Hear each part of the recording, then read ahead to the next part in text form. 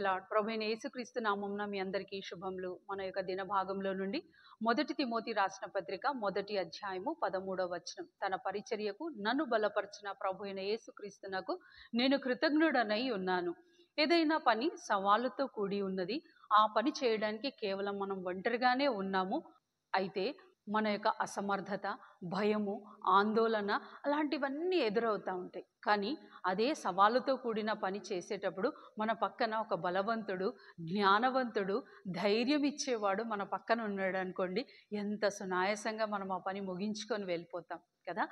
అనేక సార్లు మన ఎదురుగున్న సమస్యలు అలానే ఉంటాయి. ఆ పని చేయడానికి మన ఎదుట 3 భావాలు ఎదురవుతూ ఉంటాయి.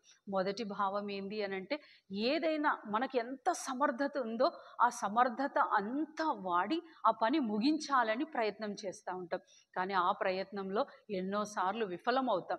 ఒక్కొక్కసారి ఆ పని అంతా ముగించాక కూడా మనలో ఏ ఆనందం, ఏదో సాధించామనేది ఎంత కూడా ఉండదు.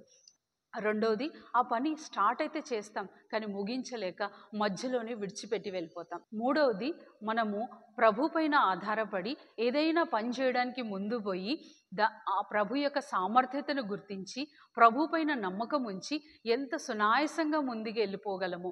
ఆ పని సాధించినప్పుడు ఎంతో సంతోషం కూడా ఎదురవుతూ ఉంటుంది. ప్రభు కూడా ఇక్కడ అదే కోరుతున్నాడు. మన యొక్క బలహీనతలను బట్టి కాక ఆయన యొక్క బలాన్ని బట్టి మనం ముందుకు వెళ్ళి పని ముగించవచ్చు. ఆయన పైన సంపూర్ణమైన నమ్మకంతో మనం ముందుకు వెళ్ళవచ్చు.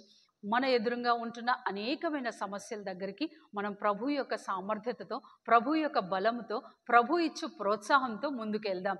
రండి, ఈ రోజంతట్లో ఎక్కడైనా నీ సొంత తలంపుతో, నీ సొంత ఆలోచనలతో ఎక్కడ ముందు పోవాక దేవుని యొక్క ఆలోచనని అడుగు, దేవుని యొక్క చిత్తాన్ని అడుగు. ప్రభు తప్పనిసరిగా నీకు సహాయం చేయవాడుగా ఉన్నాడు. రండి, ప్రార్థన చేసుకుందాం. ప్రియమైన తండ్రి, యేసు ప్రభు ఘనమైన నామంలో దేవా, మమ్మల్ని బ్రతికించి మాకు బలం ఇచ్చి నీ పని చేయడానికి మమ్మల్ని జ్ఞాపకం చేసుకున్నందుకే నీకు వందనాలు. ఈ రోజంతట్లో మా సొంత జ్ఞానంతో మేము ఎక్కడ ఆధారపడకుండా సహాయం దయచేయమని ప్రార్థిస్తూ యేసుక్రీస్తు నామంలో ప్రార్థిస్తున్నాం తండ్రి, ఆమేన్.